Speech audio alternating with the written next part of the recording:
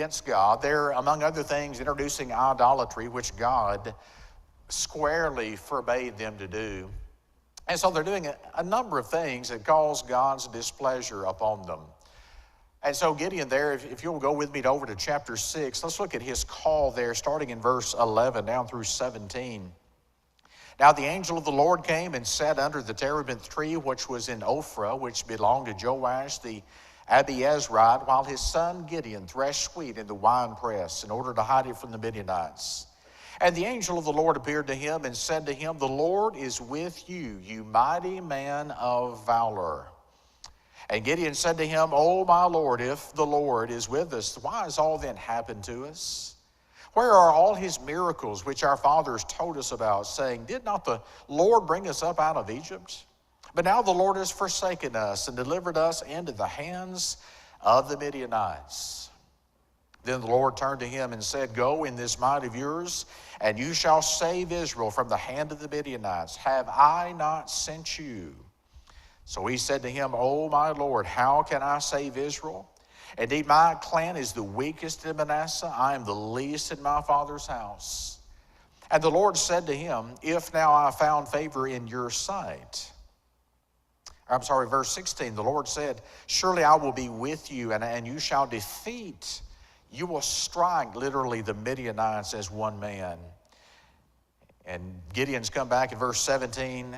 "If now I have found favor in your sight, show me a sign that it is you who talk with me. Do not depart from here, I pray, until I come to you. Bring out my offering and set it before you." And he said, "I will wait until you come back." And so up to this point, we'll go to the rest of that chapter in just a moment. Israel has suffered not victory, but victimization. It is not a period of strength for them, but rather of compromise there. They're struggling instead of being strong. And God is singling out different judges. Gideon's not the first, he won't be the last, to kind of be the appointed man of the hour. And it's interesting how that God says to him, "You mighty man of valor." I don't think that's because of what Gideon had done in the past. I think it's rather an anticipation of what he's about to do. And you look at what God says about him, his estimation, and you're scratching your head saying, "Mighty man of valor?" He's questioning you. He's manifesting doubts, not just here, but repeatedly. How can you be a strong man of courage and question God? Why would you even have to ask a sign from God? And so we're taking up from that reading, paraphrasing there, the angel says, "I want you to take the meat and the unleavened bread and the broth there, pour it on a rock, and when the angel touches it, it explodes into flame." They're a token to Gideon. I promise you, you're going to lead my people against Midian. You're going to overcome them. It's kind of a fits and starts type history. You're having a few limited successes, and there's a reversal. It's 2 steps back, but God says, "Gideon, you're going to lead them. You're going to help them. You're the man of the hour. Have I not sent you?" When God asks a question like that, we might apply it to us. God says, "I know who you are. I know where you are. I know what you're able to do, and I have commissioned you. I've given you opportunities. When I give those, I expect you to use those." Not a pressure or this type of outward thing about, "Oh, I don't know if I have the strength." God says, "No, you are more than up to the task, not because of your power, but because of mine." Gideon manifests something that a lot of us can identify with: reluctance.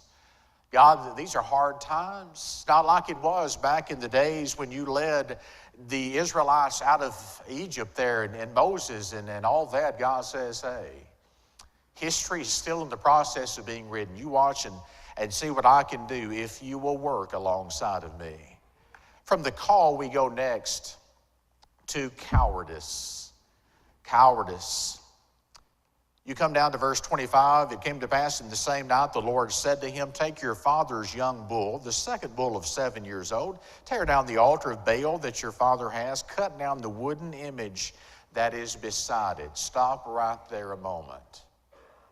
God, how can you use a man whose own father, his household, is given over to idolatry? Don't tell me about your liabilities. Don't tell me about limitations or bad things going on, even in your family. God says, "I'm aware of all that. I want you to tear it down. There's an image beside it. I know where it is. Gideon, do it. Gideon, verse 26, is told to build an altar to Jehovah God. Let's erase that. Let's replace it with something that is effective. Build an altar. Have proper arrangements there. Take a bull and offer a burnt sacrifice and all that. So I want you to see what Gideon does in verse 27. Clear orders from the Lord. He took 10 men from among his servants and did as the Lord had said to him. But because he feared his father's household and the ones, or rather the men of the city, it talks about it being too much for them to do it in the daytime, so they do it at night. He's fearful. I believe if an angel spoke to me, number one, I would be like Gideon. I would be shaking in my boots. But number two, I would hope that I would think, whatever this divine message is, I'll do it without questioning. He's fearful. Under the cover of darkness, they're eliminating this idol there on the part of Baal. And so they come to Gideon's father. Hey, we know what your son has done here. What do you think about that?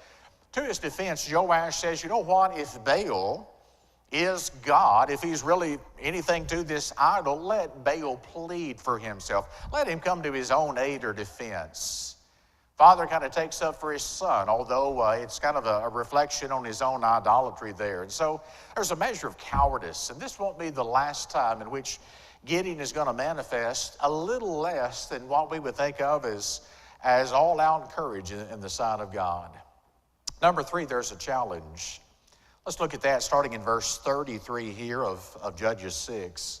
Then all the Midianites and the Amalekites, the people of the east, gathered together. They crossed over and encamped in the valley of Jezreel.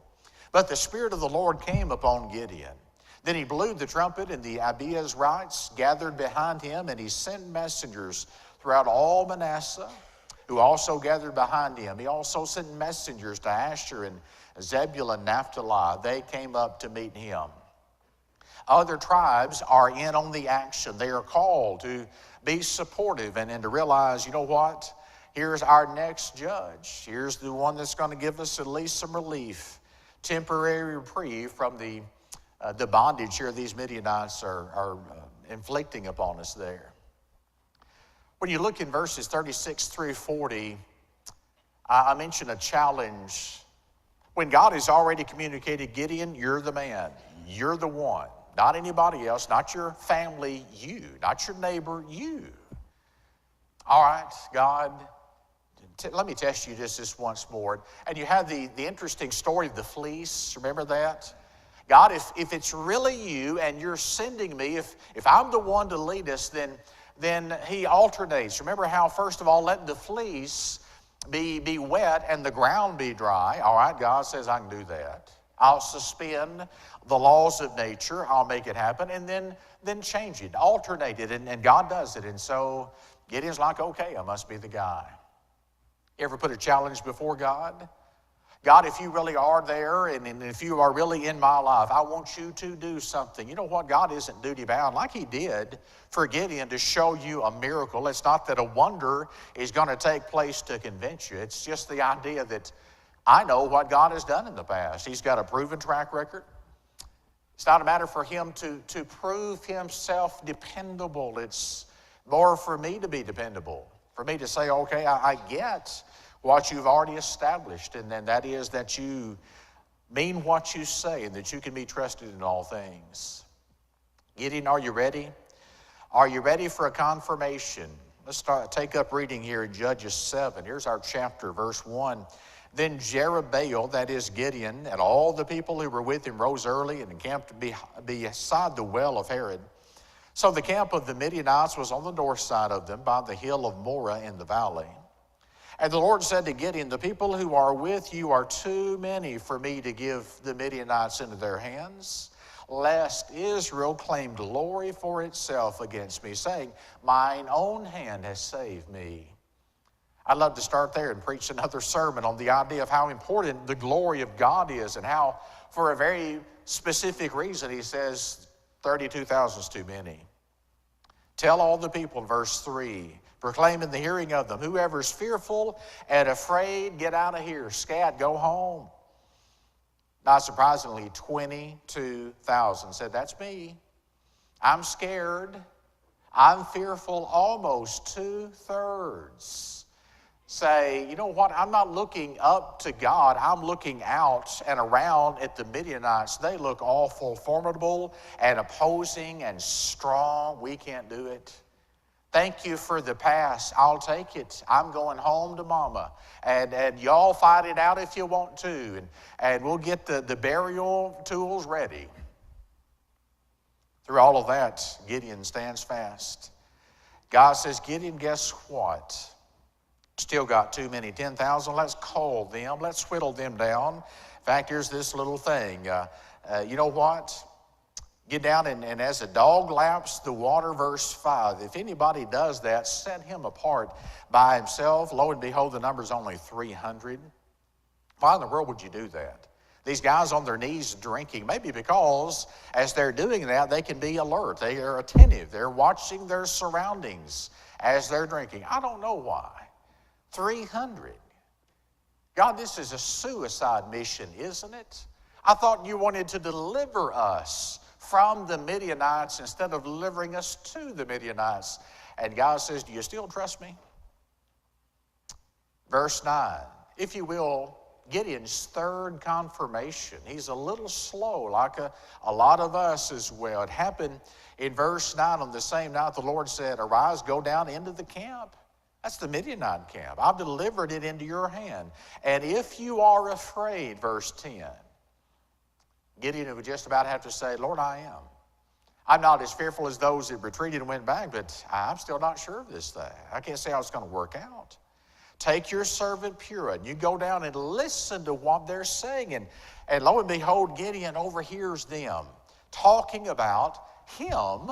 They mention him by name. Gideon is going to overthrow our army. That's all it takes. Third time's a charm for him. And so he comes back the next day invigorated, ready for battle. Why? Because God has told me. God plus one makes a majority. By the same token, God plus none makes a majority. God is the majority.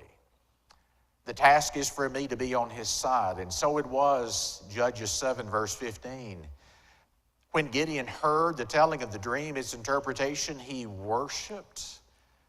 That is my response in knowing who God is. I worship. I go to the camp of Israel. He did and said, arise, for the Lord has delivered the camp of Midian into your hand. He divided 3 companies.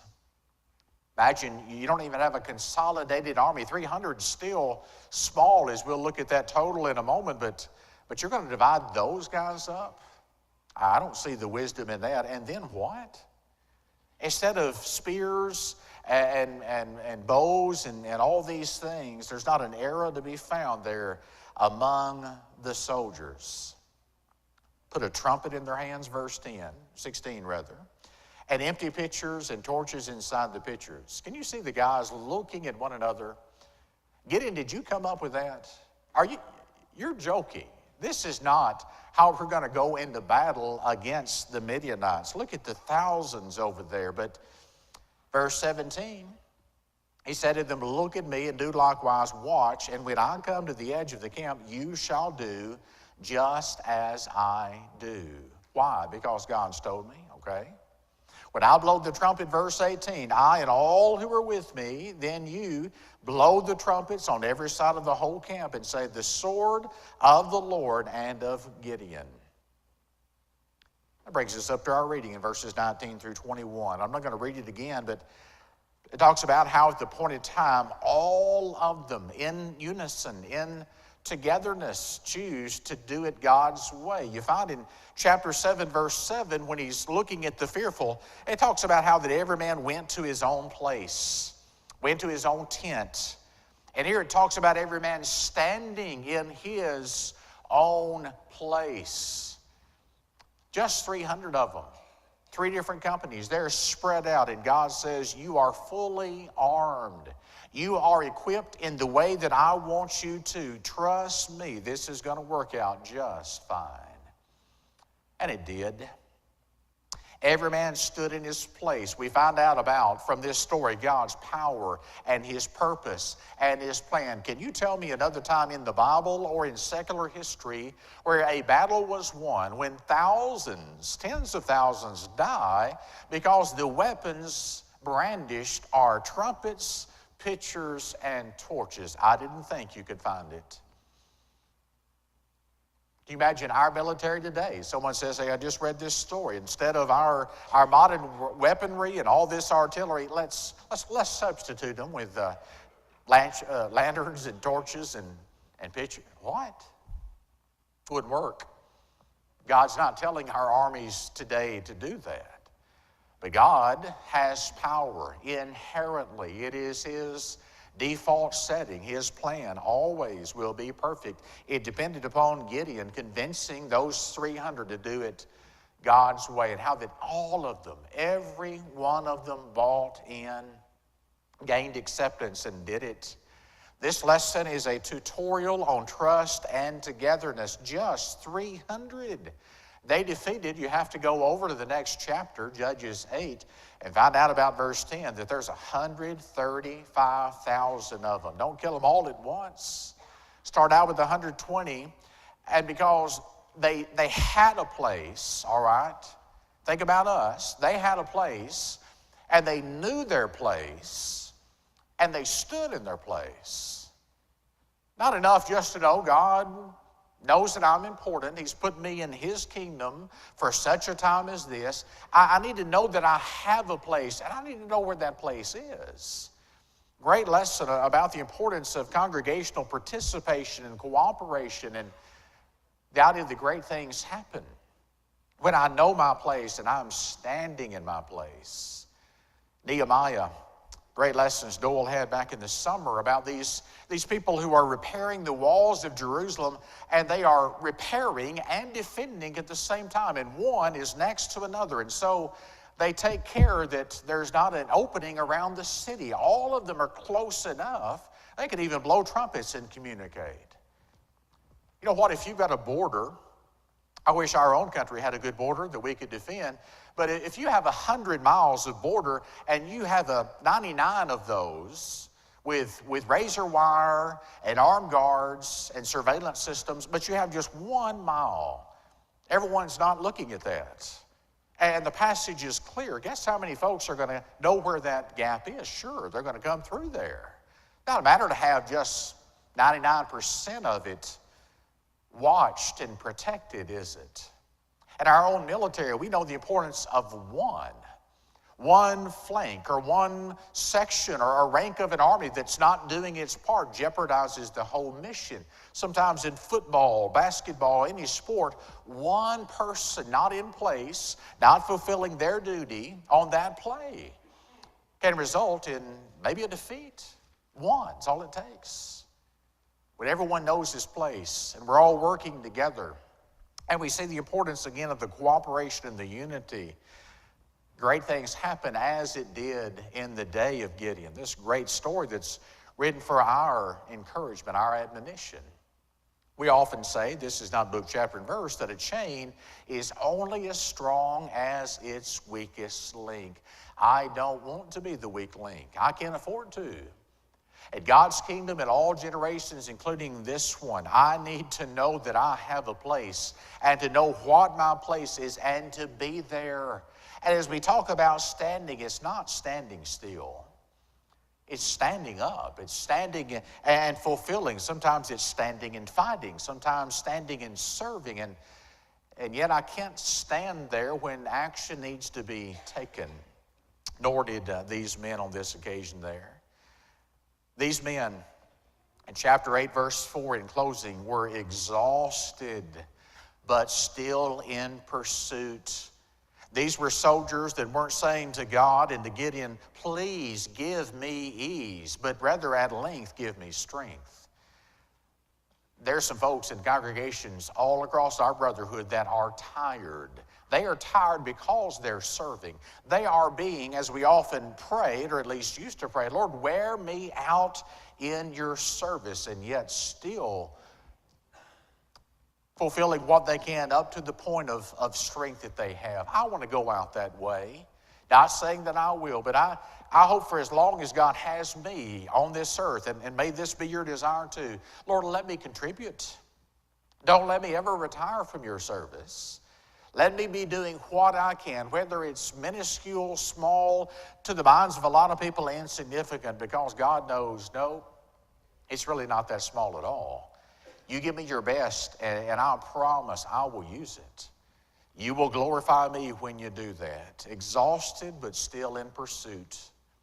By way of the invitation this morning, I take you to the story in Acts chapter 16 about the conversion of the Philippian jailer and his household. Verses 30 through 34 have Paul there. It's interesting how God brings people to certain places and times and for his own purposes. Earthquake has occurred. Paul and Silas are there. They've been in prison for basically casting an evil spirit out of a servant girl. Imagine getting arrested for that. And yet, as they're praying and singing hymns there at midnight, this earthquake comes, and the Philippian jailer comes out. He supposes all the prisoners have escaped. He's drawn his sword. He's about to kill himself, and Paul stops him right at the precise moment. Don't harm yourself. We're all here. And at that point, he's interested in, of all things, the gospel of Christ. Twice it says that the jailer and his household believed the things spoken by Paul. They believed. And the Bible also says, long about verse 33, when he and his household were baptized, he offers hospitality to Paul and Silas. Indeed, washes their stripes.